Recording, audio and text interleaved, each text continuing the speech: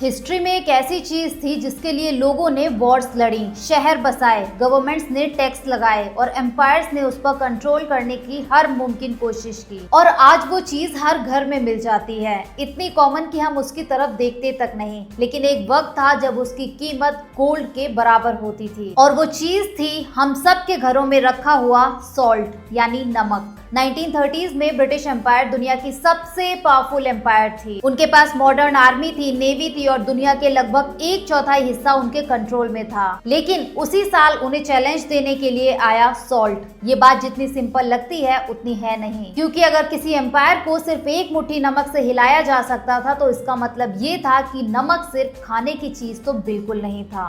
अब सवाल ये है कि आखिर हिस्ट्री ने नमक को इतनी इम्पोर्टेंस क्यों दी। आज हम नमक को सिर्फ टेस्ट से जोड़ते हैं। अगर खाने में कम लगा तो थोड़ा डाल लिया, डॉक्टर ने मना किया तो थोड़ा कंट्रोल कर लिया, बस इतना ही ना। लेकिन इंसान हजारों सालों से नमक को सिर्फ टेस्ट के लिए नहीं, जिंदा रहने के लिए यूज करता था। क्योंकि उस वक्त दुनिया में रेफ्रिजरेटर नहीं थे, इलेक्ट्रिसिटी नहीं थी और फूड को स्टोर करने का कोई भी मॉडर्न तरीका नहीं था। उस वक्त सिर्फ एक ही चीज थी जो खाने को महीनों तक बचा सकती थी, और वो था सॉल्ट। अगर नमक नहीं होता था तो आर्मी अपना राशन लेकर महीनों तक मार्च नहीं कर सकती थी, जहाज महीनों तक समुद्र में नहीं चल सकते, दूर के शहरों के बीच ट्रेड पॉसिबल नहीं होता। यानी सिविलाइजेशन की फाउंडेशन सिर्फ जमीन, पानी और खेती पर नहीं बल्कि नमक पर भी टिकी थी। इसीलिए एंशिएंट वर्ल्ड में नमक की वैल्यू उसी तरह होती थी जिस तरह आज ऑयल या सेमीकंडक्टर चिप्स की होती है। अगर किसी किंगडम के पास सोना बहुत था लेकिन नमक नहीं था तो सोना उनकी भूख नहीं मिटा सकता था। लेकिन जिसके पास नमक था उसके पास फूड था तो सोल्जर्स थे, और सोल्जर्स थे तो पावर थी। हिस्ट्री की ये इक्वेशन बहुत सिंपल थी, और जब किसी चीज के ऊपर पूरी सिविलाइजेशन डिपेंड करने लगे तो उस चीज की कीमत मार्केट डिसाइड नहीं करता,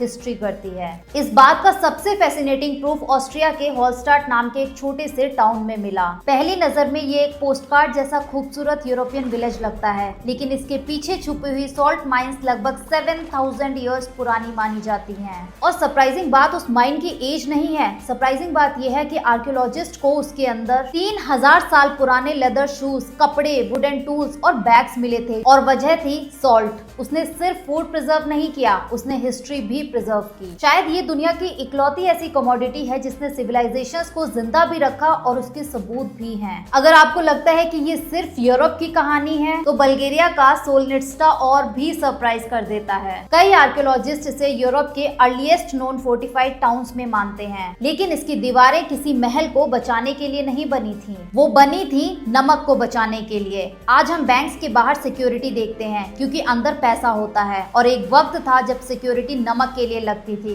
इतनी कीमत थी उसकी। जैसे जैसे नमक की वैल्यू बढ़ी वैसे वैसे उसने शहरों को बदलना शुरू कर दिया। ऑस्ट्रिया का एक और शहर है सॉल्ट्सबर्ग। इस नाम का मतलब ही होता है सॉल्ट फोर्ट्रेस। सोचिए, पूरे शहर की पहचान ही नमक के ऊपर रख दी गई थी। यूरोप के कई शहरों की प्रॉस्पेरिटी के पीछे गोल्ड माइंस नहीं थी, सॉल्ट माइंस थी। फिर आया ट्रेड। रोम की एक फेमस रोड थी विया सलारिया। आज लोग उसे रोमन इंजीनियरिंग का एग्जाम्पल मानते हैं, लेकिन उस रोड का पर्पस सोल्जर्स को मार्च कराना नहीं था, उसका नाम ही सॉल्ट रोड था। पहले उस पर नमक ट्रांसपोर्ट होता था, बाद में मर्चेंट्स चले, फिर आर्मीज, और धीरे धीरे वही रोड रोमन एम्पायर की स्ट्रेंथ का हिस्सा बन गई। अब जरा अफ्रीका चलते हैं। सहारा डेजर्ट के बीच से गुजरती हुई नमक की कैरावैंस इतनी बड़ी होती थी कि कुछ हिस्टोरिकल अकाउंट्स उन्हें होराइजन तक फैली हुई लाइन की तरह डिस्क्राइब करते हैं। हजारों कैमल्स नमक लेकर नॉर्थ अफ्रीका से निकलते थे और वेस्ट अफ्रीका पहुंचते थे। कुछ ट्रेड रूट्स पर तो सॉल्ट और गोल्ड को इक्वल वेट में एक्सचेंज किया जाता था। इसी दौरान पूरे वर्ल्ड की गवर्नमेंट्स ने एक और चीज नोटिस की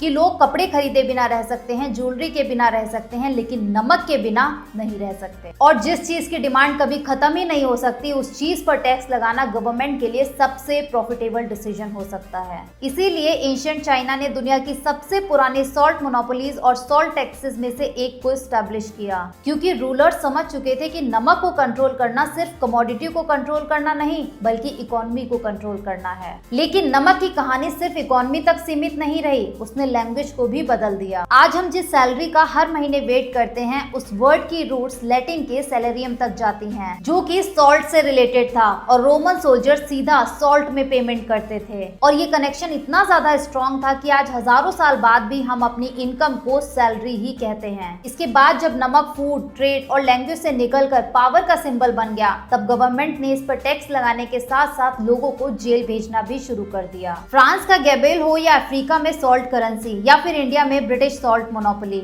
अब नमक सिर्फ एक इंग्रेडिएंट नहीं रहा था, वो अथॉरिटी का टेस्ट बन गया था। आम लोगों को गवर्नमेंट से ही नमक खरीदना पड़ता था। इल्लीगल नमक खरीदना या बेचना क्राइम था। हजारों लोग सिर्फ नमक की स्मगलिंग के लिए अरेस्ट हुए। लोगों को इतनी नफरत थी इस टैक्स से कि हिस्टोरियंस फ्रेंच रिवॉल्यूशन के पीछे जो बड़े रीजंस बताते हैं, उनमें गैबेल का नाम भी आता है। अमेरिका के सिविल वॉर में भी सॉल्ट की इंपॉर्टेंस सामने आई। उस वक्त किसी आर्मी की स्ट्रेंथ सिर्फ उसके सोल्जर से डिसाइड नहीं होती थी, बल्कि इस बात से होती थी कि वो अपना फूड कितने टाइम तक बचा सकते हैं। अगर सॉल्ट रुक जाता तो राशन खत्म हो जाता, और अगर राशन खत्म हो जाता तो जंग जीतना तो सवाल ही पैदा नहीं होता। लेकिन सॉल्ट का इन्फ्लुएंस सिर्फ पॉलिटिक्स तक सीमित नहीं रहा, धीरे धीरे वो इंसान की कल्चर का हिस्सा बन गया। इथियोपिया में अमोले नाम का एक सॉल्ट बार सदियों तक करेंसी की तरह यूज होता रहा। लोग नमक के ब्लॉक से पेमेंट करते थे। तिब्बत और सेंट्रल एशिया के कुछ रीजन्स में स्टैम्प्ड केक्स एक्सचेंज होते थे। इंडिया में भी नमक की कहानी ब्रिटिश से बहुत पहले शुरू हो चुकी थी। हड़प्पन सिविलाइजेशन के गुजरात वाले कोस्टल रीजन सिर्फ पोर्ट्स और ट्रेड्स के लिए फेमस नहीं थे। सॉल्ट भी उस कमोडिटी में था जिसकी इकोनॉमिक वैल्यू बहुत ज्यादा थी। लोथल जैसे ports Indian ocean trade network का हिस्सा थे और कोस्टल रिसोर्सेज की वजह से ये रीजन स्ट्रेटेजिक माना जाता था। बाद में मौर्यन एम्पायर के दौरान चाणक्य ने अर्थशास्त्र में सॉल्ट प्रोडक्शन और उसके रेगुलेशन का जिक्र भी किया। इसका मतलब था कि 2000 साल पहले भी इंडियन रूलर समझ चुके थे कि सॉल्ट कोई ऑर्डिनरी चीज नहीं है। फिर वक्त बदला, एम्पायर्स बदले, लेकिन नमक की इंपॉर्टेंस नहीं बदली। मुगल ट्रेड में भी अलग अलग रीजन्स में सॉल्ट ट्रेड और टैक्सेस का सिस्टम था। पंजाब की सॉल्ट रेंज जो आज पाकिस्तान में है, उस जमाने में पूरे इंडियन सबकॉन्टिनेंट का सबसे इम्पोर्टेंट सॉल्ट सोर्सेज में से एक थी। फिर इंडिया में ब्रिटिश ईस्ट इंडिया कंपनी आई और उन्होंने ये चीज समझ ली कि अगर हर इंडियन किसी एक चीज से जुड़ा है तो वो है सॉल्ट। इसीलिए उन्होंने सिर्फ सॉल्ट पर टैक्स ही नहीं लगाया, बल्कि कई जगहों पर उसके प्रोडक्शन और डिस्ट्रीब्यूशन पर भी कंट्रोल जमा लिया। सोचिए कितनी अजीब चीज थी। समंदर हमारे देश का, पानी हमारे देश का, धूप हमारे देश की, लेकिन उस पर नमक बनाना इलीगल था। और इसीलिए जब ब्रिटिश रूल के खिलाफ प्रोटेस्ट की बारी आई तो एक ऐसी चीज को चुना गया जिसे किसी भी इंडियन को इग्नोर करना मुमकिन नहीं था। और आज सबसे ब्यूटीफुल कोइंसिडेंस ये है कि जिस देश में कभी नमक पर टैक्स लगता था, आज वही इंडिया दुनिया के सबसे बड़े सॉल्ट प्रोड्यूसर्स में से एक है। और इस सक्सेस के पीछे एक ऐसी कम्युनिटी है जिसका नाम बहुत कम लोग जानते हैं, अगरियाज। गुजरात के लिटिल रन ऑफ कच्छ में ये लोग हर साल महीनों तक सफेद नमक के मैदानों में काम करते हैं। तेज धूप, लिमिटेड पानी और मुश्किल कंडीशंस के बीच वो वही क्रिस्टल बनाते हैं जो कुछ दिन बाद सुपरमार्केट के शेल्फ पर 20 या 30 रुपए के पैकेट में नजर आता है। अगर कल सुबह नमक गायब हो जाए तो सिर्फ खाना ही फीका नहीं होगा, hospitals, food industry, chemical industry और तुम्हारा अपना शरीर भी उसका असर महसूस करेगा। इंडिया में हम आज बिना सोचे समझे बोल देते हैं कि मैंने तुम्हारा नमक खाया है या नमक हराम। ये डायलॉग उस सोच का हिस्सा है जो सदियों पहले बनी थी, जब किसी का नमक खाना उसकी रोजी, उसकी मेहमान नवाजी और उसके भरोसे को एक्सेप्ट करना माना जाता था। ये इन्फ्लुएंस सिर्फ इंडिया तक नहीं था। बाइबल में भी जीसस ने कहा है, you are the salt of the earth, यानी सोसाइटी का वो हिस्सा जो सबसे वैल्यूएबल और एसेंशियल है। अलग अलग सिविलाइजेशंस ने सॉल्ट को अलग अलग मीनिंग दिए, कहीं प्योरिटी, कहीं लॉयल्टी, कहीं वेल्थ और कहीं सर्वाइवल। लेकिन इंटरेस्टिंग बात यह है कि उसकी इम्पोर्टेंस हर जगह एक जैसी ही है। जय हिंद।